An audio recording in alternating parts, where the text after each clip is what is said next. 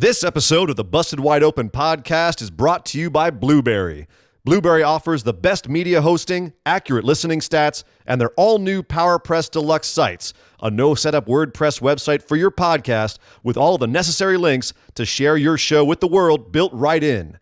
If you currently produce a podcast and are looking for a better media host or looking to start a new one from scratch, head over to orbitaljigsaw.com/BWO and sign up for the best media hosting and a PowerPress Deluxe site to get your first month absolutely free. That's orbitaljigsaw.com/BWO, or just use the promo code BWO at checkout for your first month free. And with that said, enjoy the show. This is the IWGP Junior Heavyweight Champion Will Ospreay, and you are listening to Busted Wide Open. Thank you.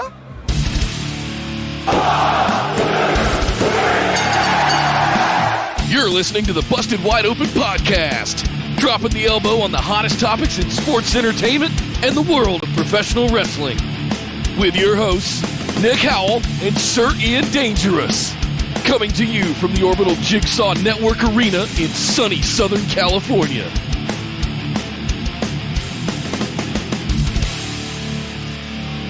Welcome back to the Busted Wide Open podcast, but if this is your first time joining the show, I'd like to welcome you to episode 172. My name is Nick Howell. And in storing stories about company executives invading their own company on company TV with employees of that company and trying to poach employees from their company to join their company, I am Sir Ian Dangerous, and welcome back to Busted Wide Open, and thank you for joining us today. I apologize in advance for my voice. I lost it last night. Apparently I'm Sasha Banksing as well. It's going to be a hell of a show today. Sipping on that tea, sipping on that syrup, trying to get the voice back so we can perform the show properly today. And a show we have for you, not only are we talking about Raw this week, but we are going to be discussing what happened in New Japan at Power Struggle, which was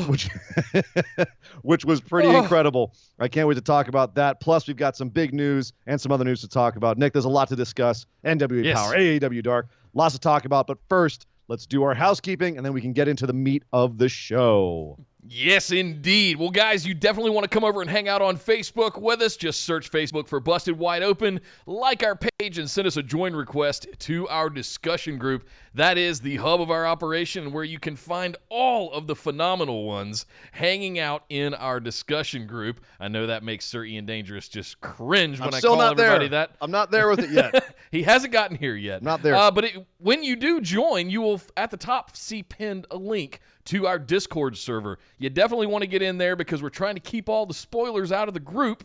Please, phenomenal ones, keep the spoilers at bay. But you can spoil away over on our Discord server because we have live chat channels in real time going on for every single show and every pay-per-view, such as Fuel Rod that AEW's having this weekend. Full gear, man. Full gear. You're supposed to be professional. Get on with it. Yes, I'm sorry. And then as well as Survivor Series here in a couple of weeks. So make sure, not only do you get into our Busted Wide Open discussion group on Facebook, but you also get signed up for our Discord community. Especially if you're a patron, you get some really cool perks and roles and all kinds of good stuff being in the Discord server. So make sure you sign up for that. You can also find us over on Twitter and Instagram at BWO Podcast, streaming live right here on YouTube at youtube.com/bustedwideopen every Tuesday night at 8 p.m. Eastern and every Saturday at 3 p.m. Eastern. Twice a week, twice the content, twice the shows. We made it through Hell Month, Sir Ian Dangerous, in October, and we have big plans going forward for all of you guys. Last but certainly not least, we want to thank all of our patrons. Thank you guys very much for continuing to support this show and all that you guys do to spread the word and contribute your hard-earned dollars every single month to this show. It means the absolute world to us. And at the beginning of every month and throughout every month, it's one of the most rewarding things we see. So thank you from the bottom of our hearts for all of your support. And if you guys want to get in on some of those special perks, exclusives, you can head over to patreon.com/BWO. Sign up for one of those awesome reward tiers to get access to show notes, the ability to ask and send in listener questions for our patron mailbag series that goes on every Saturday after our main show at 3 o'clock, which we are absolutely loving, and we hope you guys are too. Bonus episodes at the $10 tier every month, the ability to do Skype calls with Sir Ian Dangerous and I at some of the higher tiers, all kinds of good stuff, sweet swag, you name it, we've got it over there at patreon.com Facebook.com/BWO. Ian, it would seem like there wasn't a lot to talk about outside of Raw, but if you think that, you'd be sorely mistaken. There's a lot that went down this weekend all the way up until about 30 minutes ago with AEW Dark and NWA Power. There has been so much stuff going on, but we have to start things out, as we always do, with the big news. So the big news right now has to do with what exactly happened on that plane in Saudi Arabia, that chartered flight that got delayed due to quote-unquote mechanical issues and caused most of the roster to be, well, all of the roster to be late getting back, but most of them to be stuck there for almost 52 hours they were stuck there. So there's been a lot of conjecture and rumor going on, and nothing has really been set in stone as far as what actually happened. We may never know what actually happened, but certainly there was a lot of speculation as to what did go down, thanks to multiple different media outlets, most of them wrestling journalists, as well as the social media We'll do posts. air quotes and say wrestling journalists. Well, I mean, there's legit, I mean, all from everything from, joke pages like Ringside News, where you can't take seriously, all the way up to like Meltzer and PW Insider reporting that they thought something fishy had happened. And then you had the wrestlers posting snarky comments on social media, and the whole thing. And then you had like people that were in the know, quote unquote, in WWE saying that they had the scoop on what happened. And then there was a report once they all got back here that there was disgruntlement about how it went down, because apparently there was a lot of bad feelings with all the wrestlers that were left behind, or most of them. There was a sense not of top 20, I think was the trending hashtag there. Low like morale. That. Yes, exactly. Not hashtag poor, because WWE released a statement in which they said some of the more enterprising superstars, 20 of the more enterprising superstars, had chartered their own plane when the major charter plane that they all were on was delayed, and those superstars got back before everybody else. The way that the press release was framed made it sound like everybody else was lazy or just didn't want to front the money to get back there on time. The fact of the matter is the people on that flight didn't get back on time either, and they ended up just going to New York, where the show was today, to Long Island. Long Island. And so then you had wrestlers that were on the plane that was left behind, tweeting out snarky stuff about the company, kind of crapping on them, while they were stuck, not able to get home for Halloween and unable to wrestle and everything else. And, being stuck in an airport for that long sucks. So a lot of the speculation about what happened with the plane had to do with if there was some kind of skullduggery on the part of the Saudi Arabian government.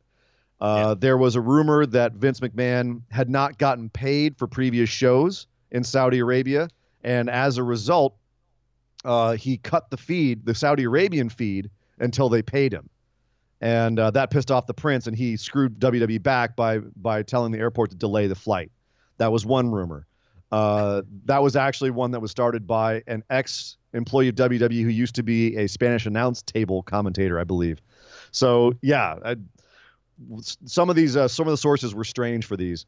Another one was that it was a combination of elements within the Saudi government being unhappy about the women's match and just delaying the flight a little bit, all the way up to like some people saying that it was a full-on hostage situation and they were negotiating for the release of their wrestlers. God. Having parsed through all of the stuff out there and the sources for all of them, what it sounds like to me is a mechanical malfunction, and WWE just not handling it that well in terms of press or their own staff. I think they did fine. They put out a very bland, generic press release stating exactly that there were mechanical issues on the plane, and we were working with Atlas Airlines to resolve them. And Atlas Airlines did apologize themselves. I'm not sure why a billion-dollar corporation would apologize for mechanical failure if it didn't happen. But my issue is more that WWE crapping on its employees was a bad move on their part. And as a result, they had to have a meeting this week where the talent was all brought together and talked to by management, including Triple H. Now, this was reported by several sources, including Dave Meltzer of Wrestling Observer, as including a speech from Seth Rollins. That was kind of a, quote, rah-rah speech where he tried to get everyone back on board and may have said something about morale and, hey, everyone toe the company line. Right. And that it was, quote, wasn't received well. And Seth didn't come across as a locker room leader, kind of dissing on Seth Rollins, who, in Seth Rollins fashion, took to Twitter and immediately burned down Dave Meltzer, saying, Meltzer, you are at best a purveyor of misinformation or at worst an outright vindictive liar. I hope it's the former. And Meltzer, of course, in true Meltzer fashion, backed off and said, I'm quoting my sources. Meanwhile, Brian Alvarez came back at Seth saying, hey, Seth, your main event on Raw this week drew 1.8 million. Not a good look for you, buddy. So while they're all squabbling, Seth Rollins ends up giving an interview to Fightful.com in which he says that there was a meeting. Let's see. Triple H and Vince commended the talent for their conduct in a tough spot and fielded questions and allowed anyone to voice their feelings on the matter. Some talent spoke up. I said 0 words. I made no speech. Pretty simple. And right before we went on air for this show, Meltzer did apologize, saying he doesn't want to spread in misinformation. Apparently, he'd heard wrong, so he apologized to Seth.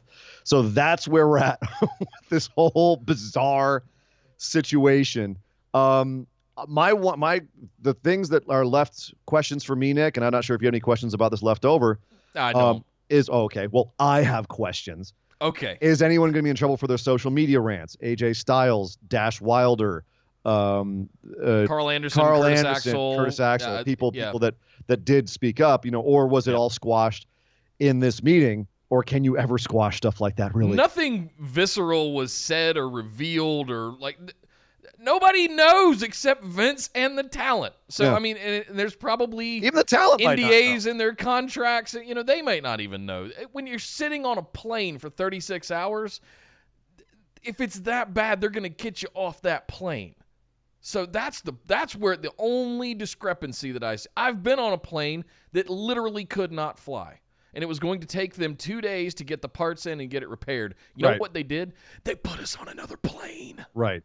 But you didn't sit on the plane for 36 hours. But you weren't in Saudi Arabia. I mean, on a charter. No, but I mean, it was like San Jose, so I mean, it's not far off. Shots fired. Shots fired at San Jose. Damn, Nick. Well, anyway, so that is the big news, Nick. It's just all of that kerfuffle going on. Seth Rollins in some more hot water with the IWC. Like, for some reason, everyone's still kind of crapping on his head. It's interesting. I did see a post at one point comparing his current tweets and his attitude right now to Roman Reigns at the height of his hatred, and how they both kind of have this almost antagonistic Twitter personality right now. Right. Which is bizarre, and I'm wondering if there is any connection there. But anyway. Impending corporate Rollins role here coming soon. With this, it feels like there's a heel turn beginning. And I don't know whether that's intentional or not, but man, I know there's a lot of stuff we got to talk about that went down on Raw here in a minute, but I'm starting to get the impressions that there's a, is it corporate Seth? We used to have corporate Kane, we had corporate Stone Cold, corporate Rock, and they were all sort of heely, douchey characters, and I'm getting that kind of vibe off of Seth. My gut's telling me something's up here. So I don't know. A lot to do with these tweets with Meltzer and the other stuff that's been going on. That sounds like hashtag Nick booking to me. It does. Fair dues. Because to me, it just seems like Seth's getting frustrated with being top guy, because it's a tough position to be in. But that wasn't the only tough position Seth had this week. But to discuss everything else, we got to go and talk about Monday Night Raw.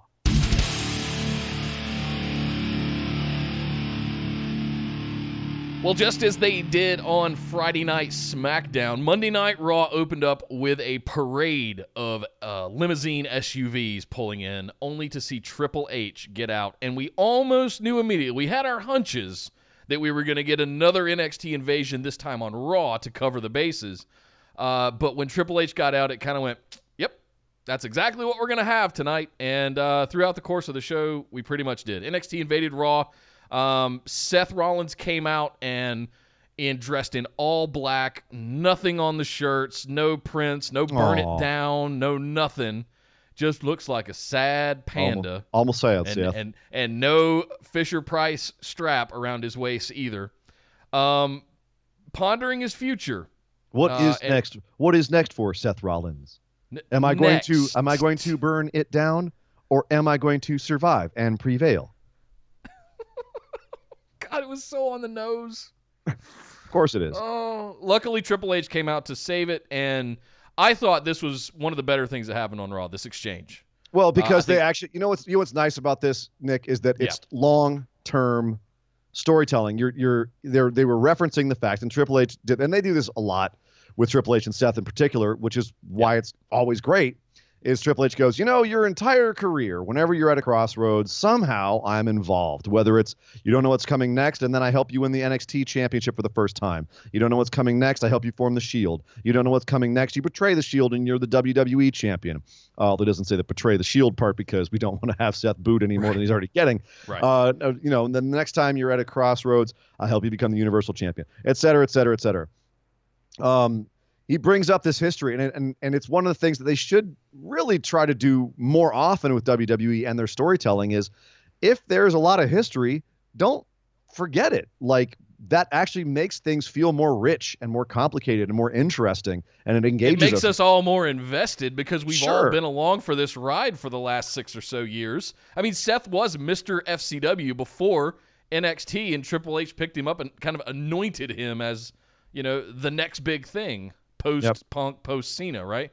So I love the thing I liked about this, and here's how I want to tie it all together. Christopher Nolan has a quote that always stuck with me over time about movie audiences, and he said, I want to treat the audience as if they're smart. I don't want to explain the plot to them via exposition in a film. I don't want to waste minutes in a film explaining the plot to them, right?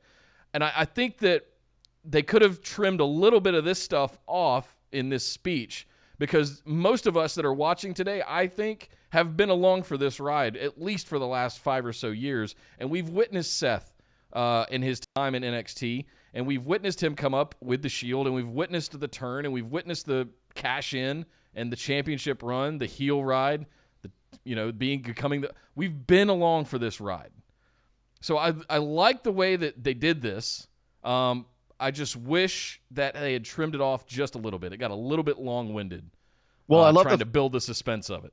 I love that you quoted Chris Nolan as saying, don't explain it too much to your audience when you're talking about WWE, because it's the opposite of their philosophy. Sure. It's explain everything like you're playing to kids, because they're playing to children. And throughout a lot of the matches on this card, throughout WWE, always, they tell you what to think and what you're seeing, right? They tell you specifically what you're seeing. So there is no subtlety here. I would love it if there was more, and certainly it's more interesting and more mature when there's more, but that's not their style. Yeah, the 8-year-olds aren't going to understand the last 5-6 years, right? Right. Yeah. So here we have Triple H coming out and saying, "Hey, you know what? Look where you're going. Look what you have to look forward to, and look to your past when you're making this decision, because NXT is here, and if you want, we got a place for you. But to help you make your decision, here's the Undisputed Era standing along the edge of the ring. So you're either with me or against me. What's it going to be?" Draped in gold, by the way. Well, I don't think they didn't have all their belts, but you know what I mean. They had the shirts. Yeah. And as Seth was pondering, the OC came out. For some reason, the heels came out to save Seth, and they chased off the Undisputed Era. Out came Dijak and Damian Priest, and there was a huge scuffle. Out came the undercard of the Raw roster to chase off the NXT guys. It's Long Island. Zack Ryder's going to make an appearance at some point. That's a good. You know what? I hadn't thought about that. That is a good point. They're in Nassau Coliseum. It's his backyard. That's why Zach was all over the show. Even he couldn't get this audience to pop, though, because this audience was freaking terrible. Terrible. Long Island, you should be ashamed. You can't even do an Adam Cole baby. Ashamed. But that being said, they don't watch NXT. This led to there was a couple of very mild chants, but it was sad. Yeah. It was a sad crowd. Before you go on, one more thing I want to throw in here real quick. When the OC came out, I had that moment. I was like, is this where Finn comes out? I thought it was going to happen, but it didn't. So I think that they're not going to have keep waiting Finn. for that moment because I keep hanging on to that locker room moment we had back at SummerSlam where No, the OC God. walked into Finn You Balor. want your prediction to come true. This has nothing Of to do course with. I do. Oh God. I'm invested. Yeah, you're invested in Do you know yourself. how much time I put into that? That's your fault. That's I not know. the audience's fault. That's not our fault. I know. So no, I'm sorry you didn't get your Finn Balor #wrestling. Yet. But after this segment, Seth Rollins confronts Triple H in the back and says, "Look, if you want me back in NXT, I'm coming in as the top guy. So give me a title shot. If I win the title, I'll come back to NXT." Triple H goes, "I like the way you think. You got it. You and Adam Cole in the main event." Love it. And sure enough, we had Seth Rollins versus Adam Cole. Baby. I'd say Bebe, but they didn't say it in Long Island. So anyway, so we had that match. It was fine. I don't think it was as good as the Daniel Bryan match. No. Nowhere near.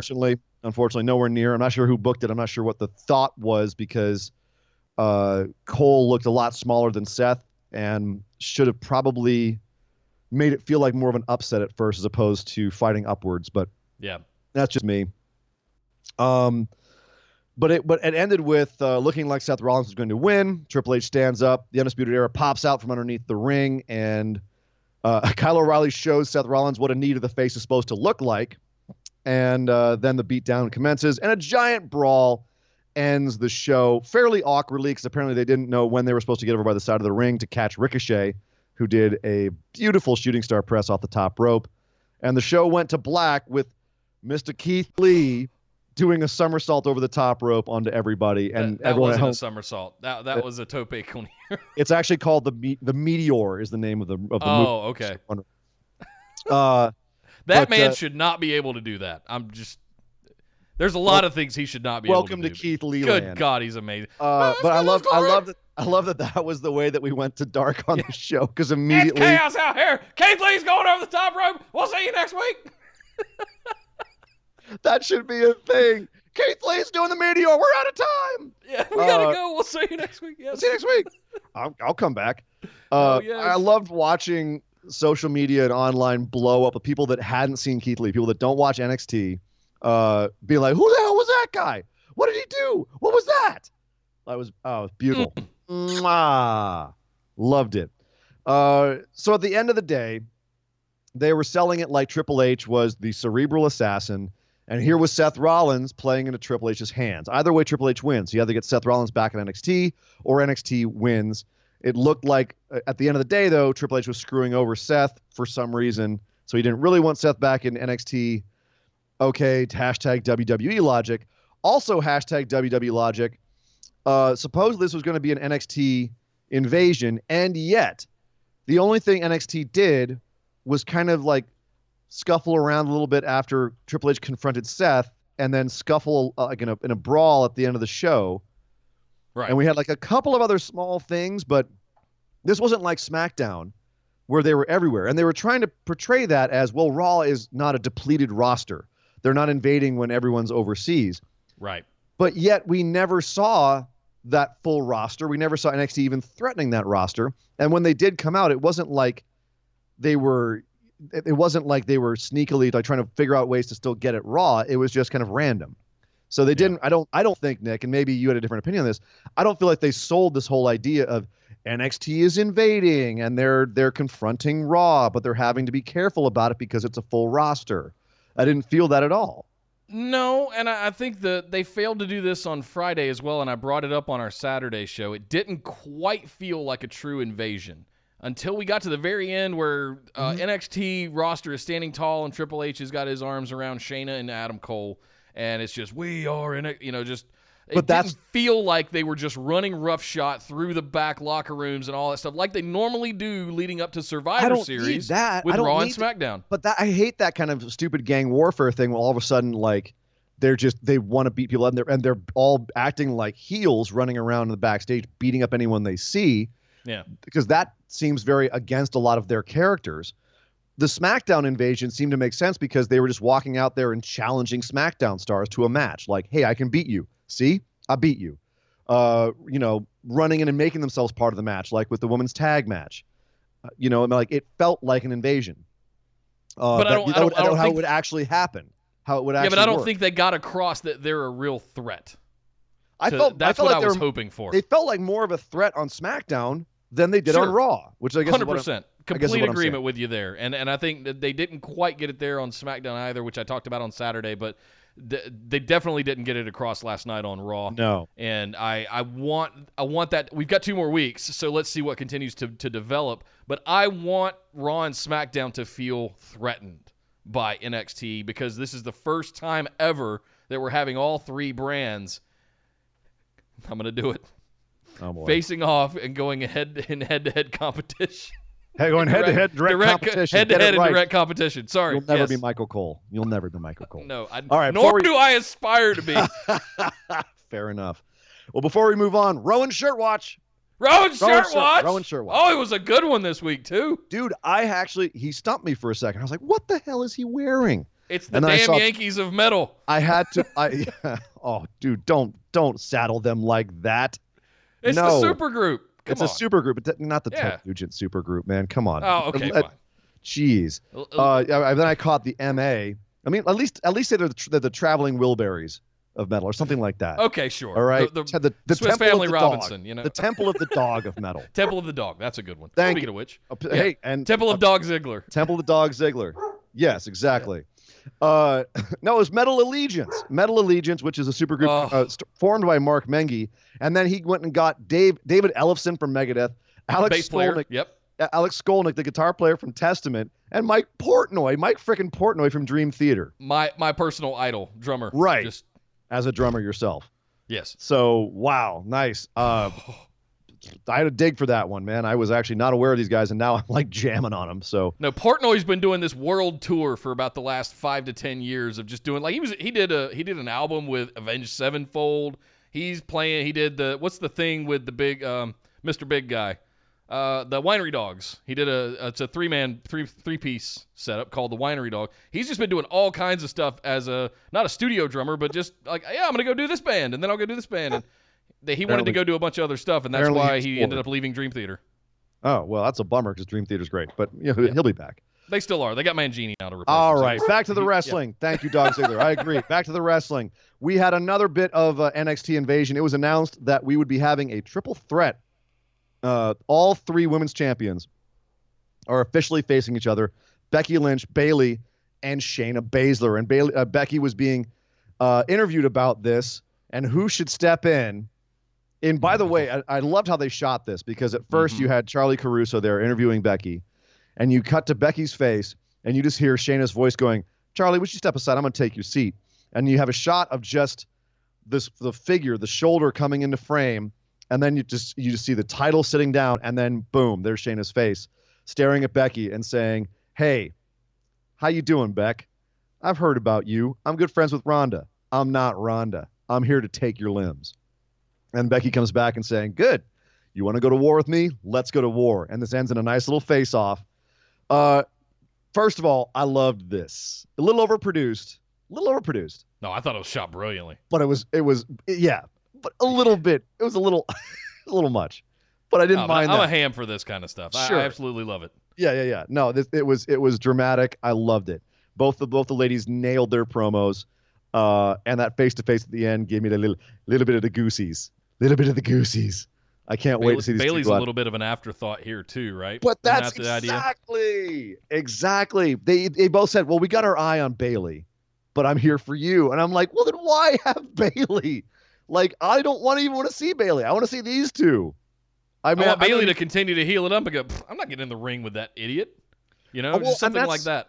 I would love to see what they do with Bayley. How do they make Bayley relevant here? Because right now, she's freaking irrelevant. She even tried to tweet out, "Well, you guys think I'm an afterthought. You guys are going to keep your eye on me. You should keep your eye on me because I'm the only woman that's won every woman's title in the company." And which Becky shut her down right away because Becky is Twitter God. She shut her right down and saying, "Complain to the manager, Karen." Right. It's ma'am. Right. It's... like that's the thing. Sorry, Bayley, she's right. Like, you are kind of irrelevant right now. They've got to do something to book Bayley to make her relevant in this because after that segment, I don't give a crap about Bayley in this. Nope. And they didn't do Bayley any favors by saying that we'll keep our eye on her. So how can they? I'm mostly what can they concerned do? how Charlotte's going to figure out her way to get into this. Oh, stop it! No, she's busy doing some other garbage stuff. We'll get to in a little bit. Yeah. How do you think they can fix the Bayley dynamic here? How can they make did she didn't have any interactions? I don't remember if Shayna confronted her at all on Friday night on SmackDown. She couldn't have. Bayley was there. Bayley was taken out by Shayna Baszler. Bayley was taken out by Shayna Baszler after her match. Right. That's right. She was the first one to come out during the for the invasion. Shayna kneed her to death. Yeah. That's my point. Is Bayley looks like a goon now. She got KO'd by Shayna, and now. But I don't know if this is about Bayley getting left behind. I think what it would have been better is if Shayna had done something similar to Becky. As much as I loved this face-off, I think it would have been a more equal footing to have Shayna blindside Becky as well, either after a match or somewhere backstage. To make Shayna look like the dominant one and make it feel threatening that, oh no, here's Shayna to take down our beloved Becky Lynch. I think that would have been redundant. It's like we can't think of anything else to do with her besides have her do the same thing she did to Bayley, and then you have to have both women fighting upwards on Shayna. What you can do now, though, is have Bayley attack one or both of them at some point. Sure. Have Bayley invade NXT and take out Shayna. All of a sudden, Bayley's relevant again, right? That'd be brilliant. Have her get back on Shayna at some point, and then all of a sudden Bayley's relevant. Wait, Bayley just KO'd Shayna? Damn, all right, maybe we do have to have Bayley in the conversation here. Bayley needs to step up and show that she should be in this match, because at this point, I don't think anyone wants her here. And not on Twitter. Do it on the show. No, don't face off with Becky on Twitter. It's a bad idea. No. Next, also, we had another big piece of Survivor Series news. Nick, brace yourself. Get a tissue. Yep.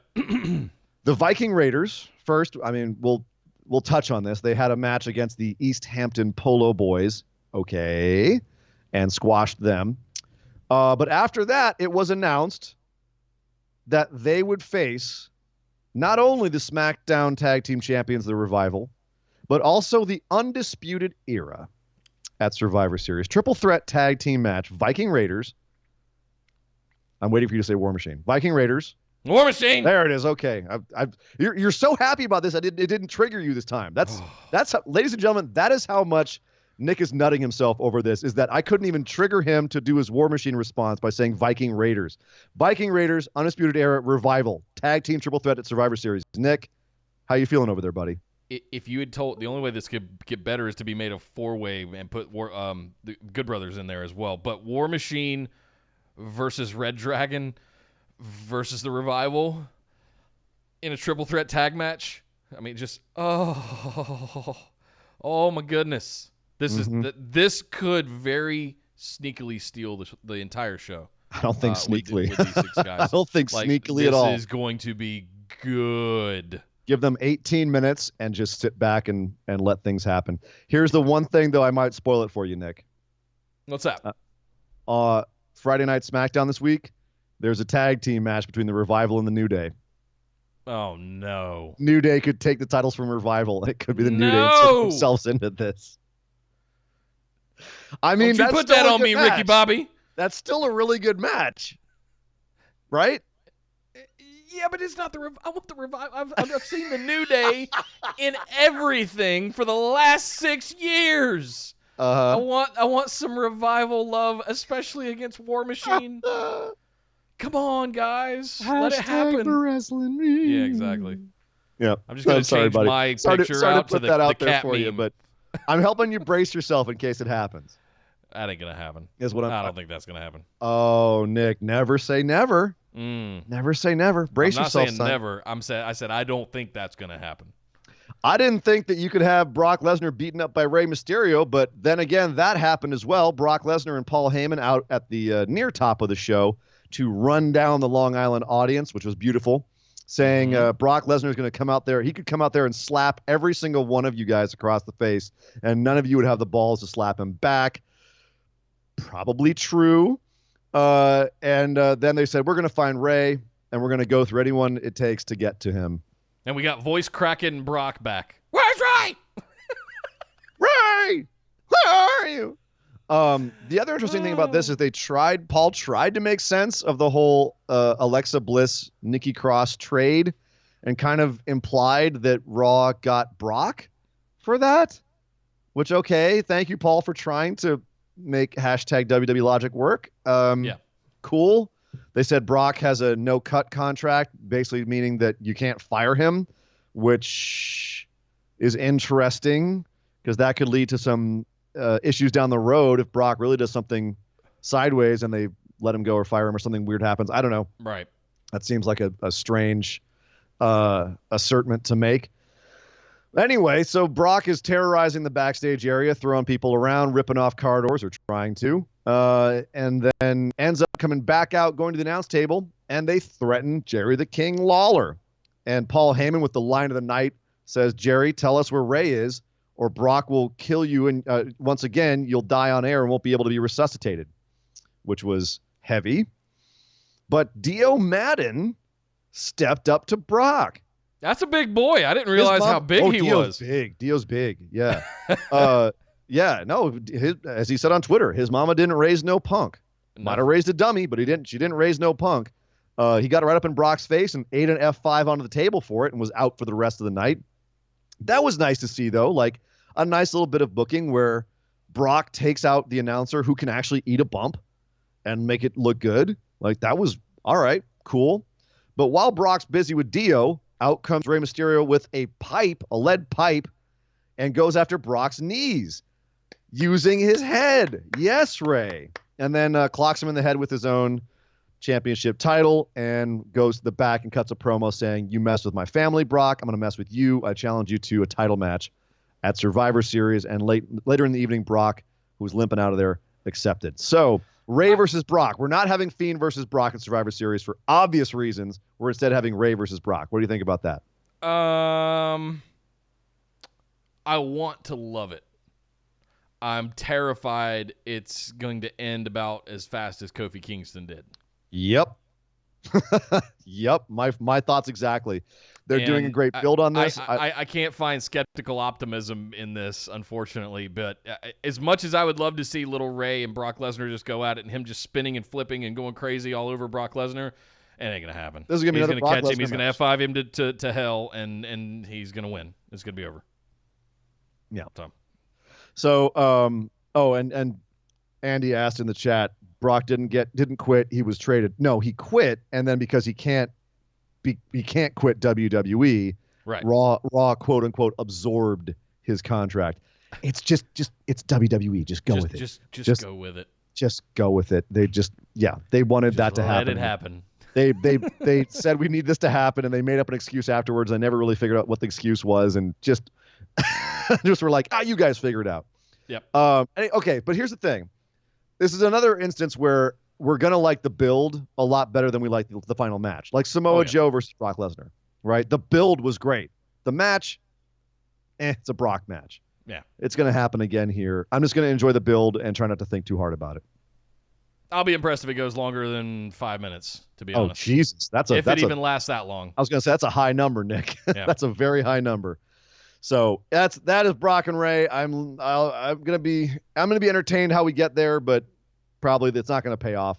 I'm wondering where Dominic comes back into this. Does he show up and screw Brock somehow?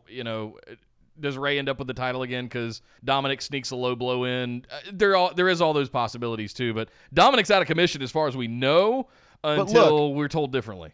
Brock's schedule is always like he'll mess around, in the time before Survivor Series, and then he's gone after Survivor Series until sometime after Royal Rumble. So if he keeps the title here, then we won't see the title up, for a few months. Ray, in my opinion, should win here. Champ Ray, who can drop it to anyone on your roster at any time, and have it always be in jeopardy, and then you can salt it off back to Seth maybe or whoever. That to me sounds like a better idea, and you can have Ray win using this new vicious streak of his, or Dominic can interfere. I'd say Kane, but I think he's off having surgery. You can figure out a way to put it on Ray, and then Brock can just take it back when he comes back because that's what Brock does. But at least have it around. Do you think putting it on Ray gets some of that goodwill back that they lost with taking it off of Kofi? Or is that just done? It would kind of get it back, but except that people would then be like, why did you take it off Kofi in the first place? Just for the Kane match? So. Yeah, right. Yeah. So, yeah, that was that. I don't have a lot of hope in it. I'm really enjoying the build of it, But like you said, I don't know that this is going to end well for any of us unless some real shenanigans are at play by the time we finally get to that match. But yeah, booked now, Rey Mysterio versus Brock Lesnar for the WWE Championship of Survivor Series. Well, Yay. that's yay. And now we get into the part of the show that's not quite as entertaining. Rusev was supposed to have a match with Bobby Lashley, but Lashley came out to announce that apparently he pulled a groin muscle banging Lana. All right. Great. Something was had he been hanging out with Ric Flair for the earlier in the evening? He torn his groin, like he couldn't say pulled his groin. It sounded like he was saying chorned his groin something. Very weird. He caught Sasha Banks disease. At any rate, we ended up with a Bobby Lashley. Also, you're not on crutches when you pull a groin. For the record. Thanks, Nick. Yeah. Thought I'd put that on there. Yeah, apparently Rusev didn't know either because he ended up having to have a match with Drew McIntyre. And, of course, Bobby Lashley got involved at the end, hit him with the crutch. Drew McIntyre took a powder and said, I don't want nothing to do with this. He took off. And just as Rusev was fighting back against Bobby Lashley, out of nowhere, RKO. And Randy Orton's involved in this too. And then Ricochet comes out for the save. What? So we got the dregs of Team Hogan and Team Flair still having some business. Are we just killing time here before Survivor Series, or what's going on here, man? I wanted to enjoy Rusev and Drew McIntyre, damn it. You know, that's a good match. Let those two have at each other. But no, I don't know what's going on. I don't know if this is going to continue to, like, we haven't built the teams for Survivor Series yet. And sure. I think they're going to probably continue to do this kind of stuff for the next 2 to 3 weeks as we get to Survivor Series. There you go. So that's my hunch. This is all Survivor Series stuff. We're going to get a reincarnation of Team Hogan and Team Flair in some way for Team Red, Team Blue. It'll be interesting to see what they do for NXT as well. So I think NXT is more like we have a better idea of who's going to be on that team than we do for Raw and SmackDown. But at any rate, yes, I think this is definitely keeping everyone in the mix for those Survivor Series teams. We also had the OC with a match against the Street Profits and Humberto Carrillo, who ended up eating a pin from AJ Styles, even though AJ did have his feet on the ropes. Is this more Survivor Series build, or is this an ongoing feud with the Street Profits and the OC? Are we going to see more weighing Carrillo on me for here the US is that title? they keep burying Humberto Carrillo, and this isn't a burial. If AJ needs to use the ropes to beat him, that's not a burial. I don't think. Well, this is like his third loss now in 3 matches. But none of them have been really that clean. I'm making a kind of an observation here. Like you got this guy, you're dressing him up like the new White Ranger, and he's going to be this bright, shiny new baby face that you're going to bring out and build. Yet he's just going to lose continuously. To AJ Styles. That's my concern. Right. Here is with that. Him and AJ, I could watch for an hour. You know, just let those two guys go. It's going to be fantastic. Yeah. So every time that's what it ends up being at Survivor Series, all in. Fantastic. But again, both of these matches, the Rusev-McIntyre match and this match, crowd was dead. They just didn't care. And I can't say that it's all on the crowd, even though it frustrates me when that happens. I can't say it's all on them because there's no stakes to either of these matches. There really were no stakes. There was no okay, why are we having this match? Why should we care? There was none of that. And that's part of the problem with WWE booking is you've got to give an audience a reason to care. Otherwise, you're going to get an audience like this Long Island audience where they're just going to sit there on their hands. So, plus, we had 30 minutes worth of back and forth bullshit before the match ever started with the Profits and Carrillo standing at the top of the ramp. And, no, say it in Spanish so it sounds like you mean it, Humberto. Yeah. Just get in the ring and fight. Yeah. Well, I mean, and if that wasn't what killed it, it might have been the women's tag match from earlier in the night, which was Natalya and Charlotte versus the Kabuki Warriors, which, first of all, was a horribly worked match, including at one point where Charlotte was basically in her own corner and Natty had to step backwards in order to not make the damn tag. And then just not a whole lot of chemistry between the two teams at all. Even Asuka and Charlotte weren't working well together. I don't know what was going on here. No, we talked in the Discord channel during Raw last night about how Charlotte looked like she just couldn't be bothered. Right. This was beneath her, And I don't know if that was some kind of work to give that off.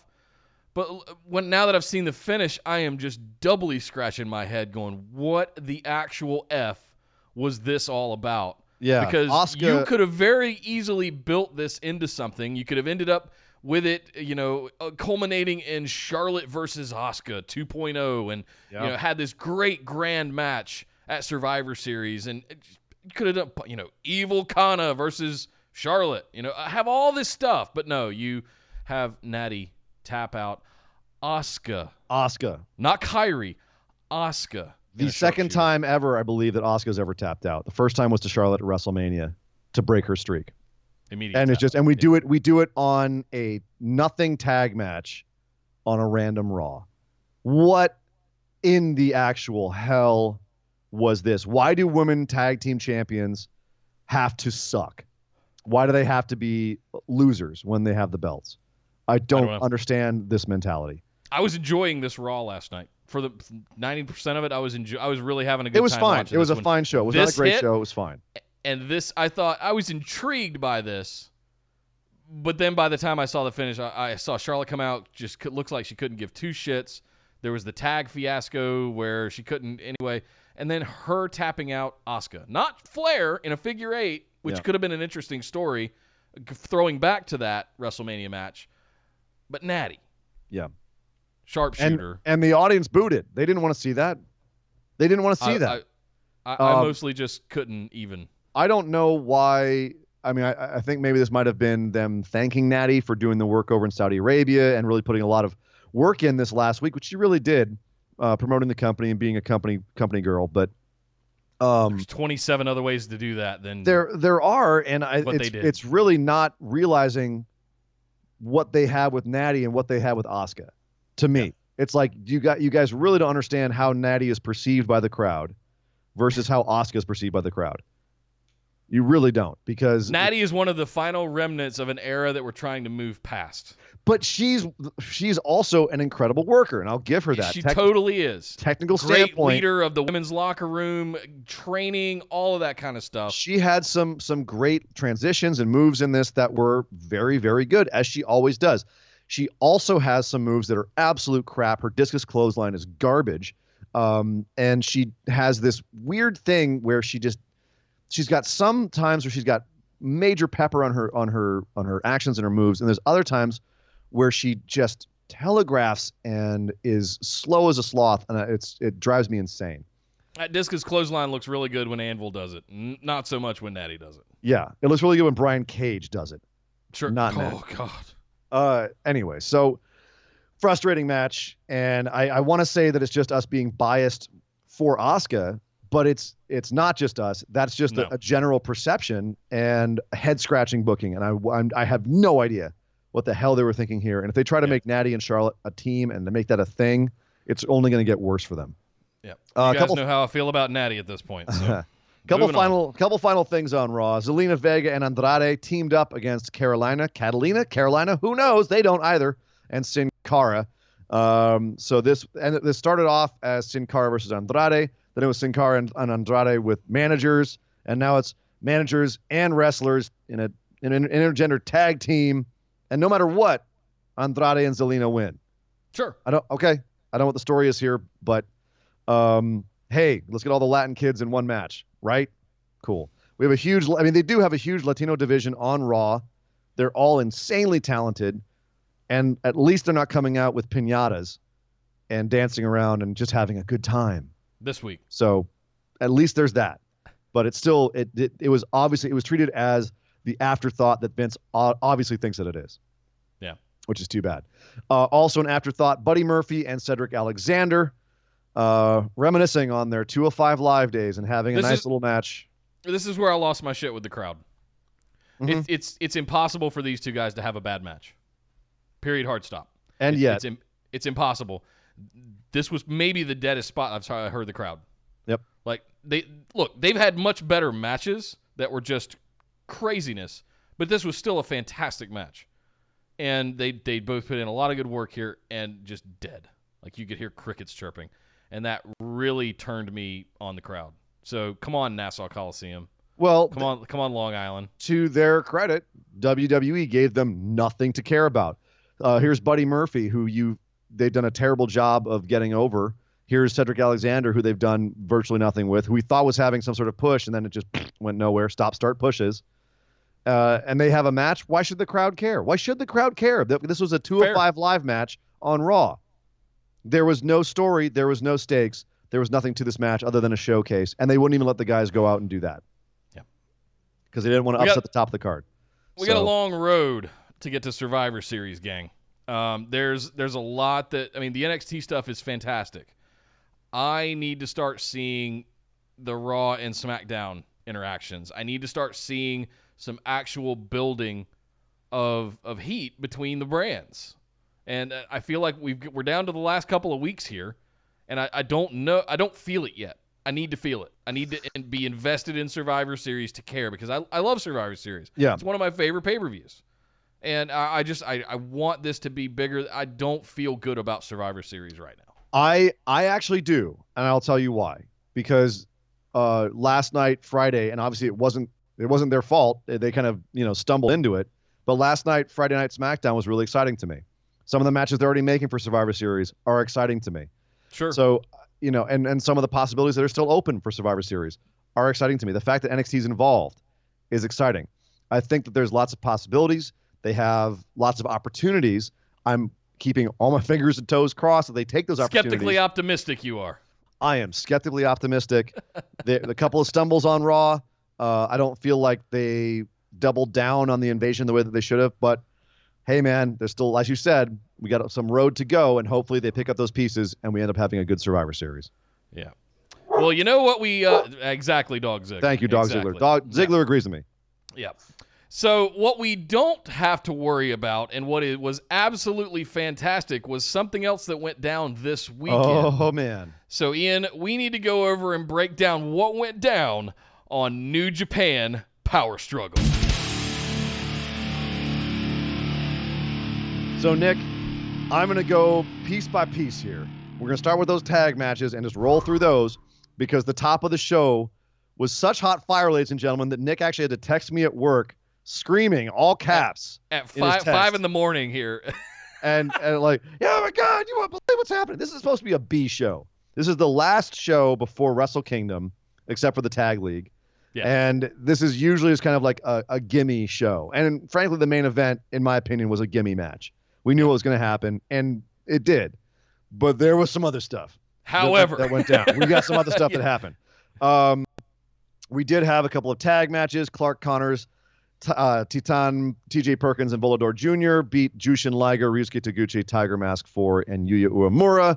Fine. It was a fun little match. Bullet Club, which is El Fantasma and Taiji Ishimori, the champs, the junior heavyweight champs, tag champs, beat Robbie Eagles and Rocky Romero, which is good because they need to look strong going into Wrestle Kingdom. You had Evil Sonata and Shingo Takagi defeating Suzuki Gun in which is just a rivalry that I'll never get sick of. Ingobernables versus Suzuki Gun every day of the week. All six of those guys beating the hell out of each other. I could watch that. That could be an entire pay-per-view. And your boy was part of Suzuki Gun tonight, man. Lance Archer, along with Minoru Suzuki and Zack Sabre Jr. It's looking like they're recognizing what they have in Lance Archer. They're putting him with Minoru and Zack, who are the two like kind of top Suzuki Gun guys. Yes.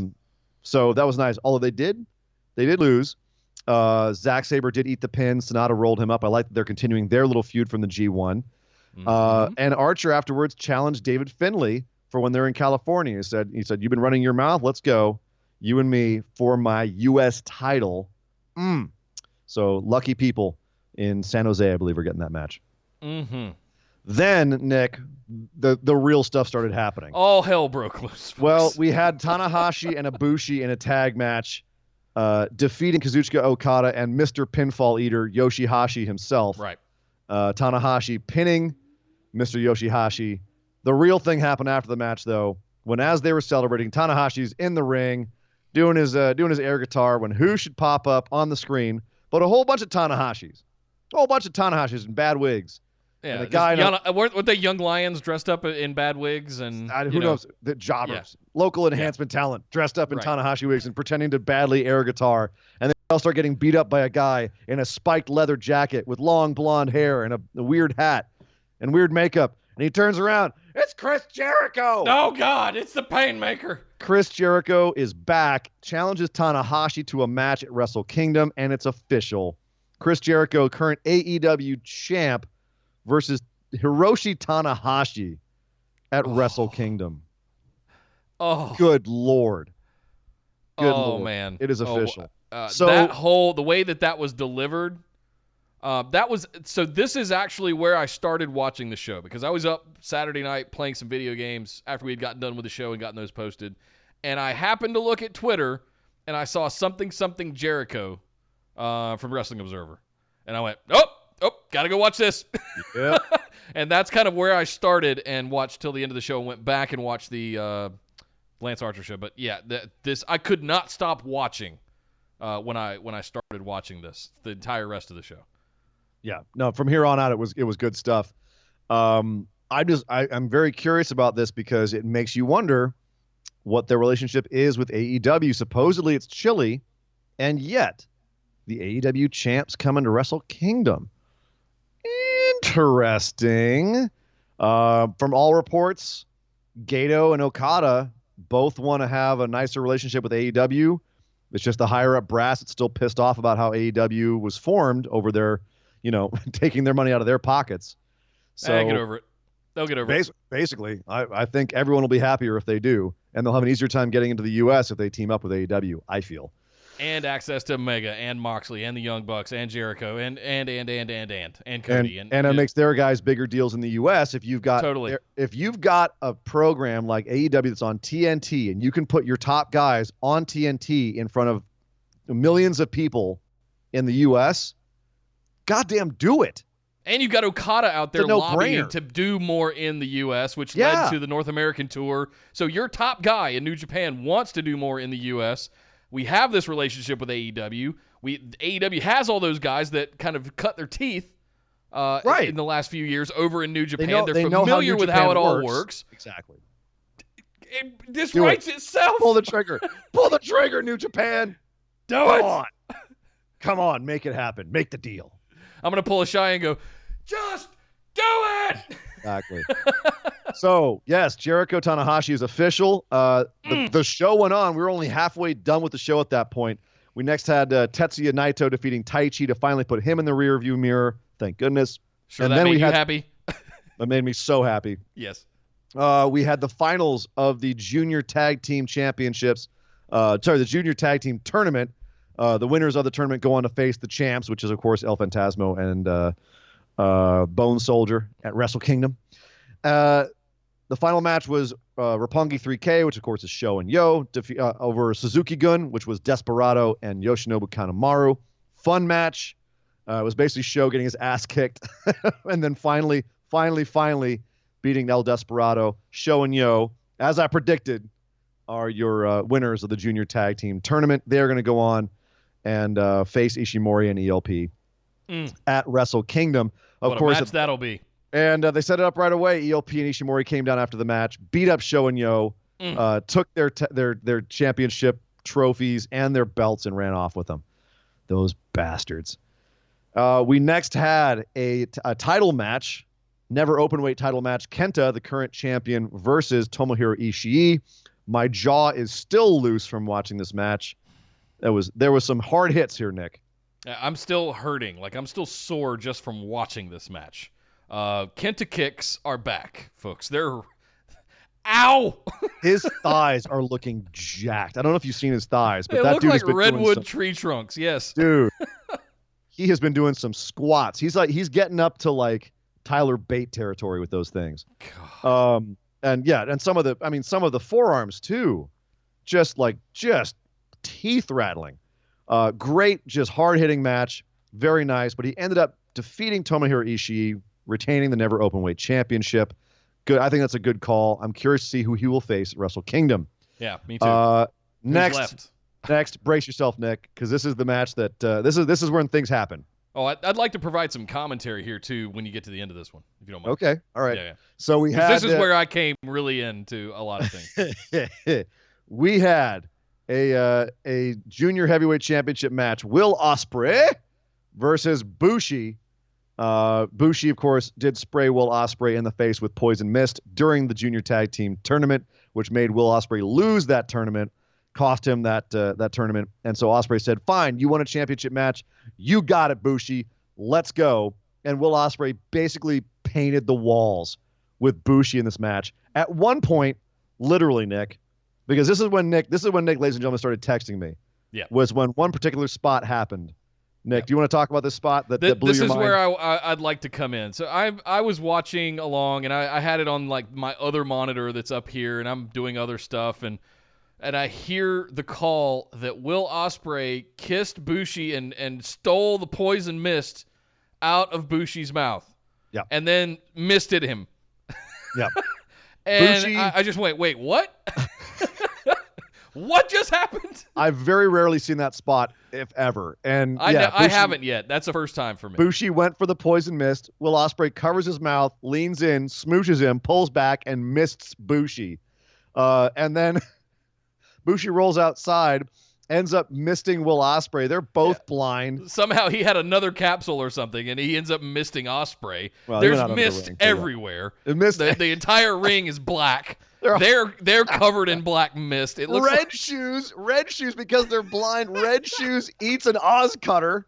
Yes, dude, sold it like death.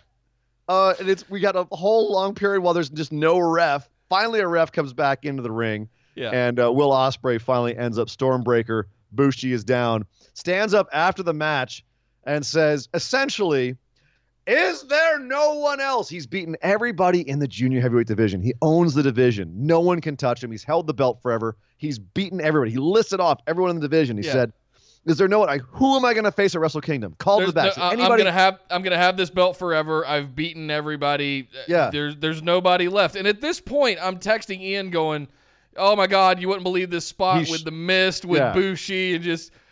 He's shooting. Now, hold on, Nick. Mid-text, I'm going. This is one for the YouTube crowd here because someone answered his challenge. Are you going to miss the camera? someone answered Will Ospreay's challenge. I'm just gonna Oh my God, it's Gerald. Gerald is back. We haven't seen him. Yes, because who came back on New Japan Power Struggle to challenge Will Ospreay for the Junior Heavyweight Championship at Wrestle Kingdom? Hiromu Takahashi. He's back. Time Bomb. Time Bomb is back. Time Bomb is back.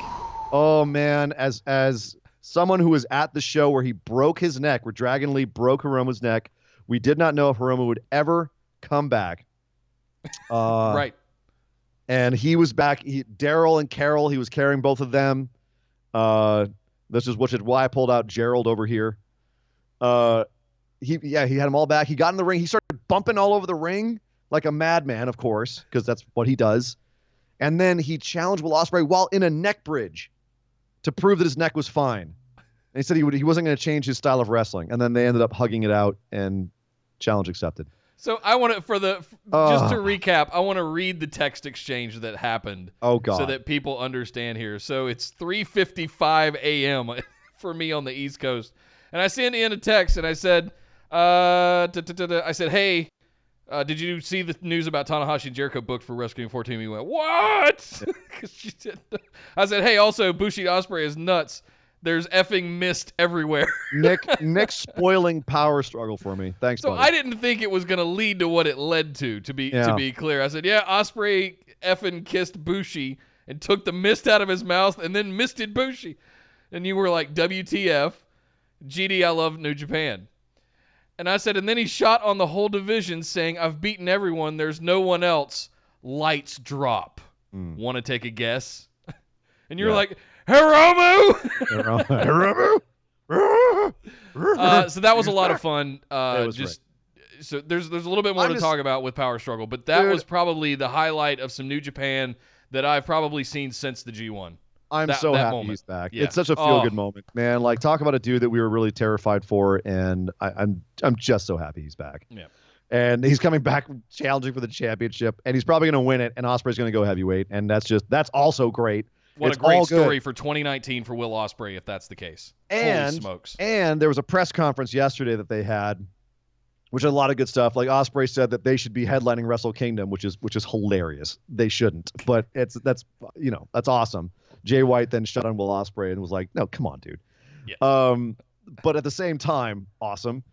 But Will Ospreay came in. I love your enthusiasm, kid. Right.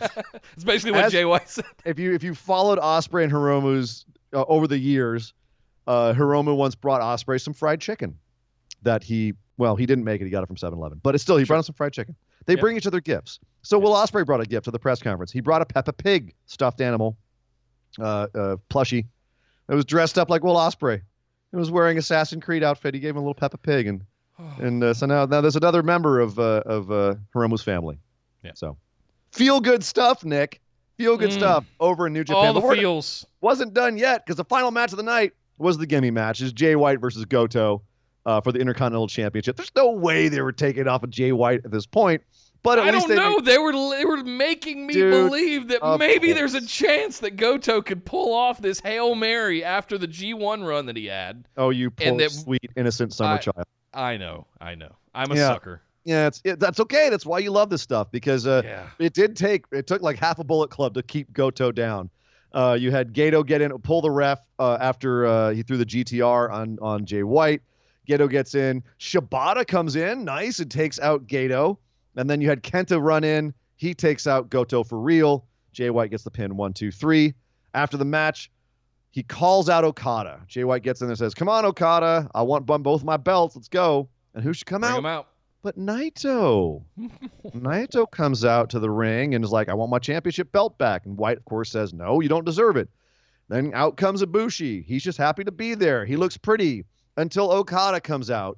And Okada says, "What the hell is all this crap about 2 belts? This is the only important belt right here," which kind of buried the IC belt, which was kind of lame.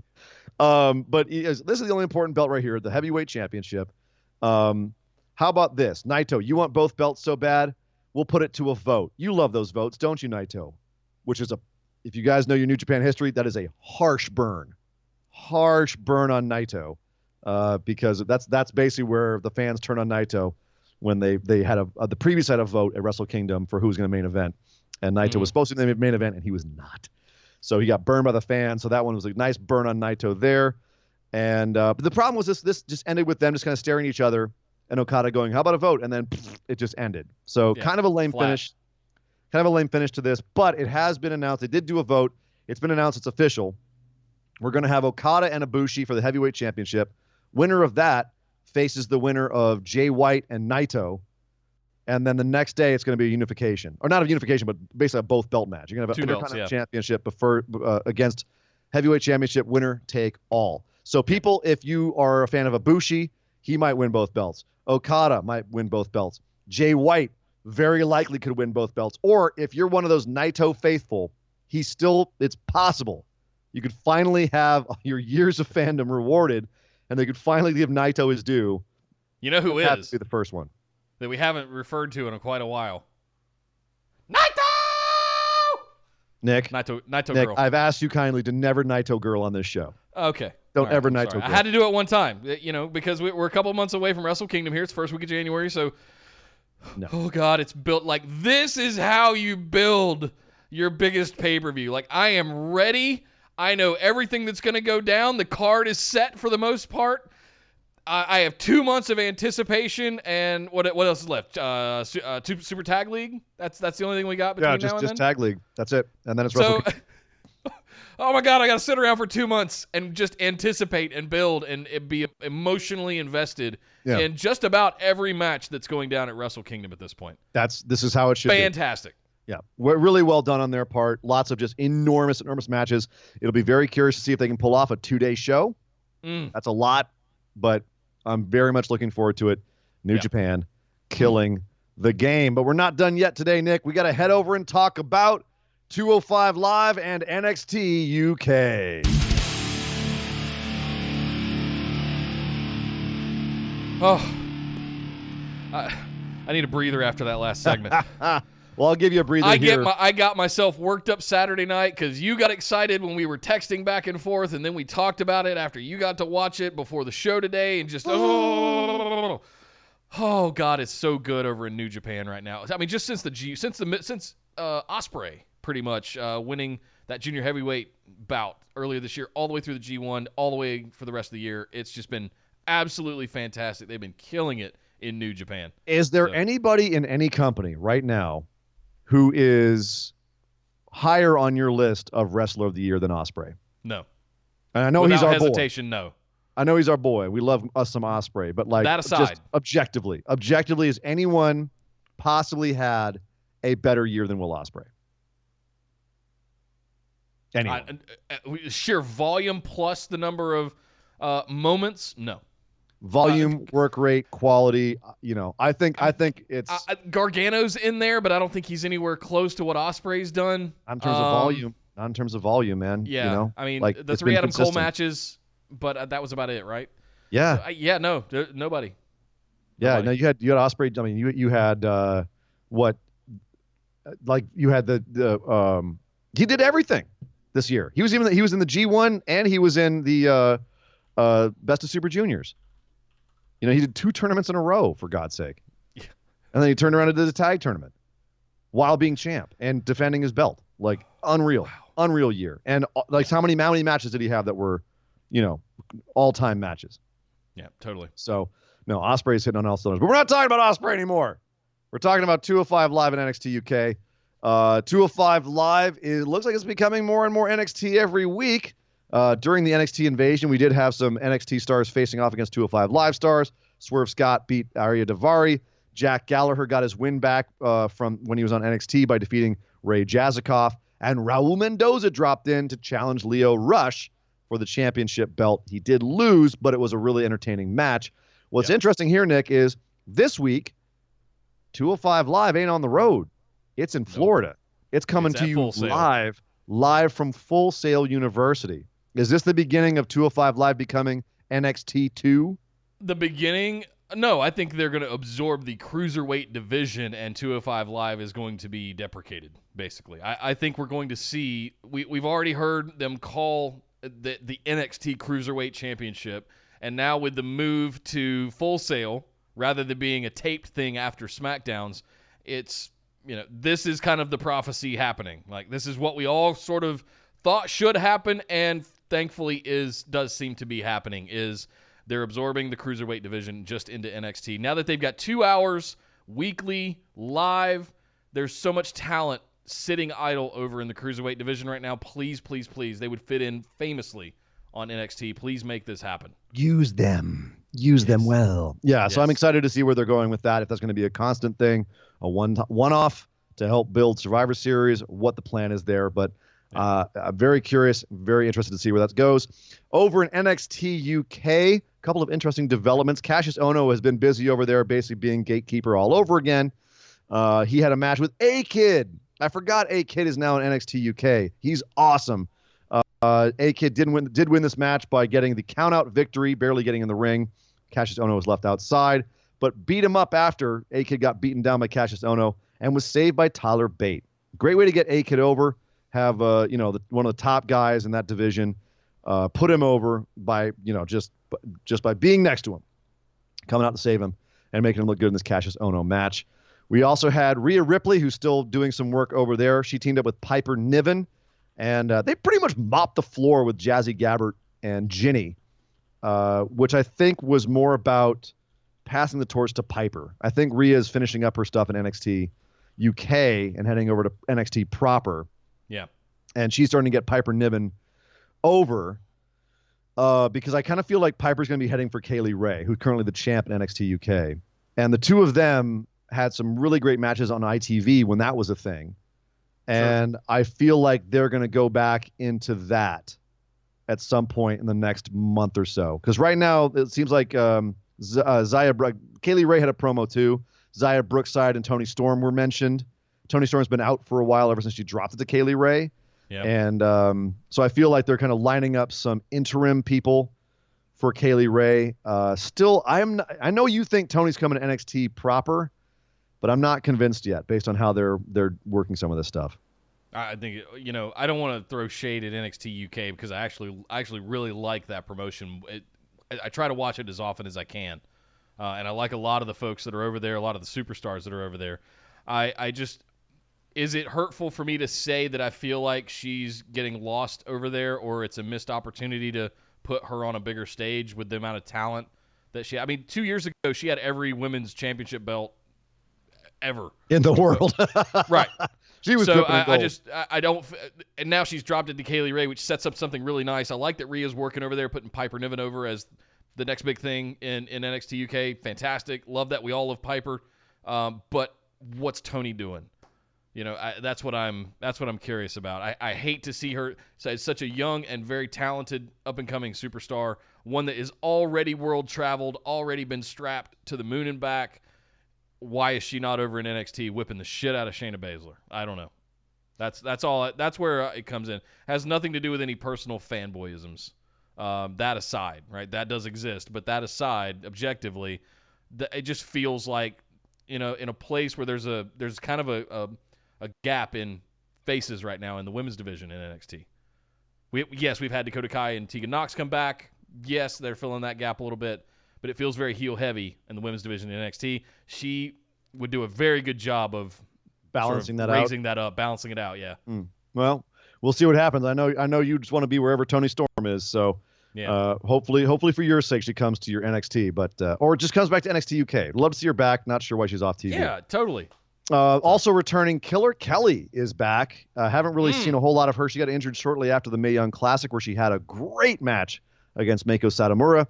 She is back, and looks like they have a big plan for her as well. So looking to see what they do with Killer Kelly. And finally, Jordan Devlin had a little promo where he dissed Tyler Bate and Dave Mastiff. Dave Mastiff in particular didn't like that. So we had a main event with Jordan Devlin, who ended up beating Dave Mastiff and then called out NXT champ Walter. So Devlin versus Walter, that's going to be a fun match. I'd love to see that. Although I have a feeling that he's going to smack Devlin so hard he's going to turn into a pile of dust. Also, we had a little backstage bit, speaking of Walter. Imperium still trying to recruit Ilya Dragunov, and they gave him a final ultimatum: join us or else. Or die. Join us or die. I would love to see Devlin and Dragunov teaming up against Imperium, but I don't know if the personalities really work that way. But if Dragunov joins Imperium, they're too OP. I think there's no way. There's no way he's joining them. There's no freaking way. So Nick, that does never say never in WWE, right? I'm saying never. Okay. Don't do it. I mean, All Lord knows I'd love to see him in Imperium, and the more Ilya Dragunov, the better. But I'm saying never. Yeah. Nick, there's a couple more things we got to talk about. No spoilers, though. Well, they just came out tonight. We have a minimum spoiler section here, Nick. Let's head over and talk about NWA Power and AEW Dark.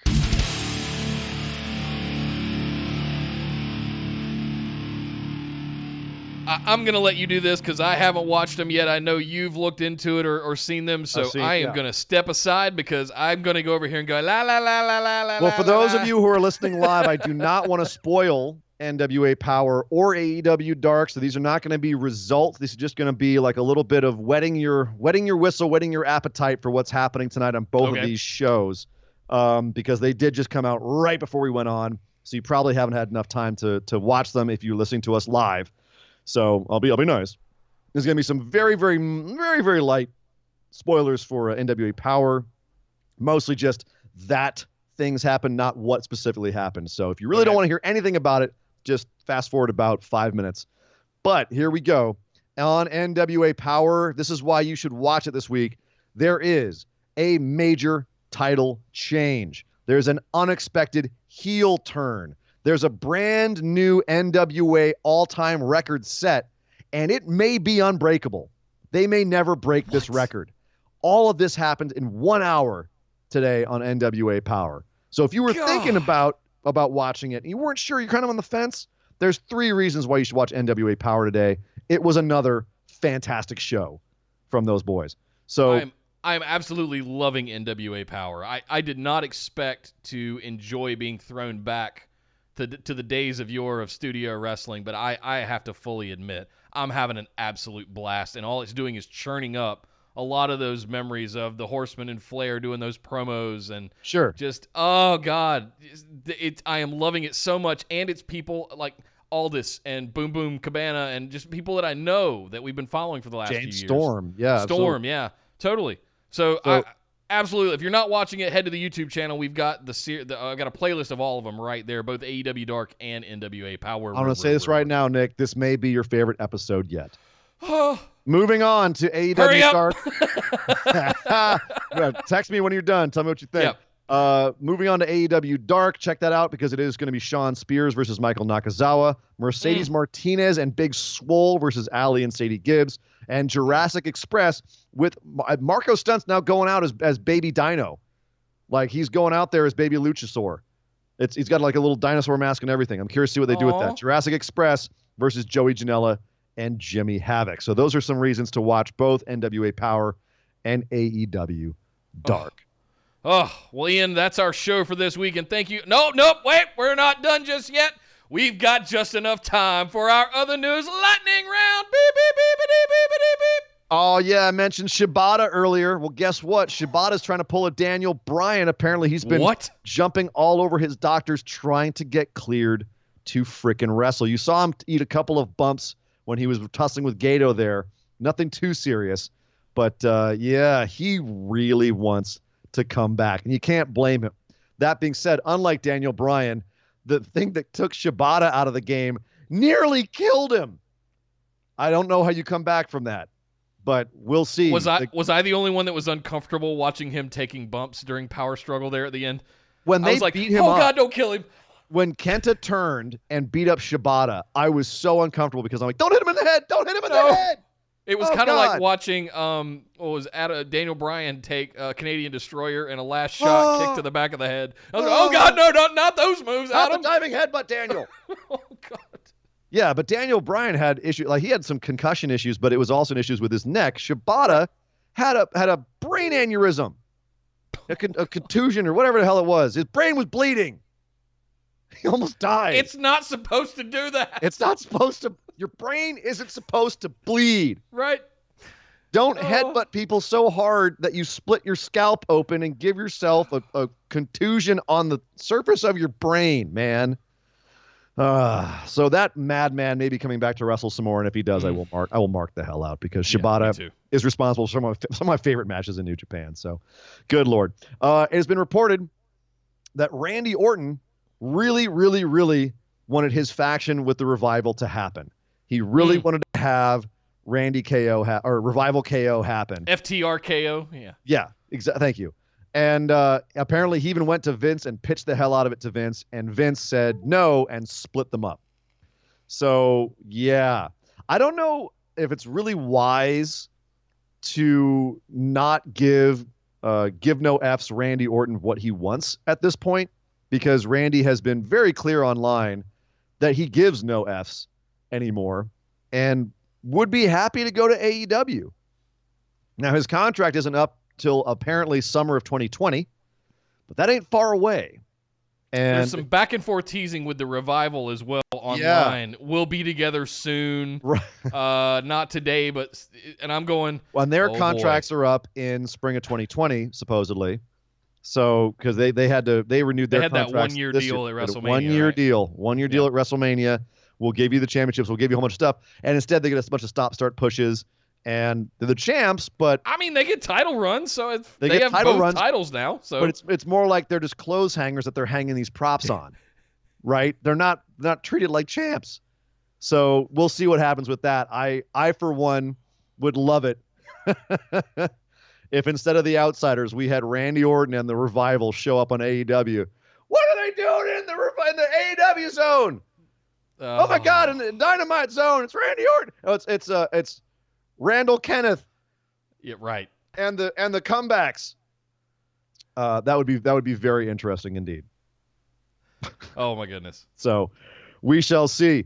Alexa Bliss, apparently, the reason we haven't seen a lot of her, she's out with a shoulder injury. For those of you who thought she was injury prone before, she's out with a shoulder injury. No timetable for when she's going to return. Hopefully she didn't injure her coffee drinking shoulder. I hope, for her sake. Thanks, Nia.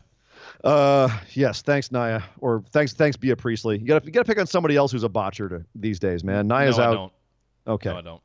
Anyway, Joaquin Wilde has been cleared to wrestle, so we may see him back in NXT. I don't remember what he was out for, but apparently he was injured. Okay. But he has been cleared to wrestle, so he'll be back.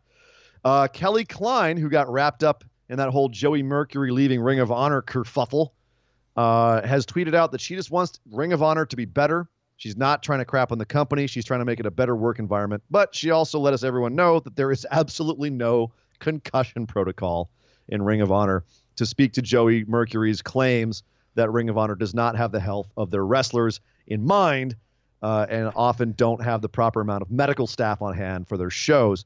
Our champ, our staff pick'em, our listener pick'em champ, Andy Jessup actually showed a picture of a recent Ring of Honor show where the line was virtually non-existent. About 8 deep. If that, it was pretty brutal. So you didn't need to get there too early, I think is what he was implying. I think you could have gotten those tickets for a song. Right. They're going on the street begging people to come in. And finally, Natalya has said that Evolution 2 will happen and that it'll happen sooner rather than later, which is interesting because WWE has moved Evolution to the retired pay-per-view page of their streaming app.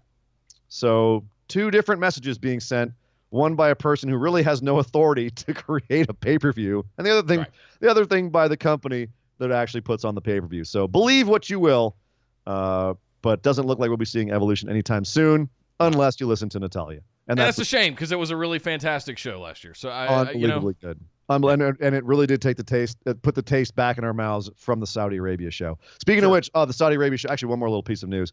I was going to put this in the big news section. Totally forgot about it because we had things to get to. But WWE is a way to appease its shareholders after all the shaky rumors coming out about Saudi Arabia and possibly them not being on the same page. They came out and announced that their deal with Saudi Arabia has actually been extended by 2 years and would include 100% official 2 shows a year. Before it was not officially announced. Now it's official. It's going to 2029, and there will be 2 shows a year in Saudi Arabia for that time. Okay, shareholders, are you comfortable now? And that's the news. So all this, as you said, kerfuffle about broken planes and Vince not getting paid and superstars going online. Let's double down and let's just do 2 shows every year for the next 10 years. Yeah, well apparently they guaranteed. They got paid $60 million back in September. Yeah. So I guess it's not like a regularly scheduled payment or there's some sort of weird crap going on with it, but I guess they're comfortable enough with it. Or I think it's just because, like we said last week on the show, their stock just plummeted after their Q3 call. Yeah. So I think it takes time to get oil out of the ground, you know? Anyway, guys, that's our show. Thank you very much for tuning in, and thank you very much to our phenomenal ones for hanging out in the chat with us live right here on YouTube. And, hey, in case you didn't know, guys, we're on YouTube live every Tuesday at 8 p.m. Eastern and every Saturday at 3 p.m. Eastern right here at youtube.com/bustedwideopen. Make sure you throw a like on the videos that you watch and enjoy. Make sure you're subscribed to the channel. And lastly, make sure you hit that little notification bell because I pre-schedule all these things and you'll get alerts when we're going live so you can come hang out with us in the live chat. But youtube.com/bustedwideopen. Make sure you subscribe for our now twice weekly segments and shows that we do all throughout the week. You can also head over to Facebook, search for Busted Wide Open, like our page right there, and send us a join request to get into the BWO discussion group and hang out with the rest of the phenomenal ones, post up some news clips, funny memes, any kind of good stuff, but no spoilers. Bad. No more on the spoilers. We had to deal with all that stuff again this week, so just stop with the spoilers. If you want to talk spoilers and you want to talk about stuff as it's happening, you'll find a link at the top of our Facebook group for our Discord community, which is live chats, all live, all the time for all shows all throughout the week. Not only WWE, but New Japan, Ring of Honor, Impact, and we've got one now there for NWA Power. So you guys can chat. I believe the Champ is going to be in there right after the show tonight, hanging out, watching, and talking about NWA Power right after the show here. Yeah. And if you want to be the champ, stick around because we are going to have a listener pick'ems challenge for Survivor Series, and Andy is putting his title on the line for that. So maybe a title change right here on BWO come Survivor Series. To get in on that, you have to be a patron, however, Yes, at sir. least at the $5 tier. So to find that, you have to go over to patreon.com/BWO. Make sure you're signed up for at least that $5 tier, where you can get also the ability to send in listener questions every single week, every Saturday for our patron mailbag series, which used to be the listener questions that we did here on the show. We've now broken that out into its own series that you guys have been seeing. I think we got 5 episodes up of that now over the last few weeks. Hope you guys are enjoying those. We sure are. And even at the $10 tier there, you can get bonus episodes every single month. So patrons, we love you guys. Thank you so much for all of your support. And if you guys want to get in on some of that, head over to patreon.com/BWO. Lastly, you can also find us across social media at BWO Podcast, such as Twitter and on Instagram, where we post some fun stuff every now and then. But my name is Nick Howell. You can find me on Twitter at Data Center Dude. And I am Sir Ian Dangerous. You can find me on Twitter at Sir Ian Dangerous. But by God! Somebody stop the damn match! This show is part of the Orbital Jigsaw Network. For more episodes, subscribe to us on iTunes, Google Play, or Stitcher Radio. For details and show notes from each episode, check us out, orbitaljigsaw.com.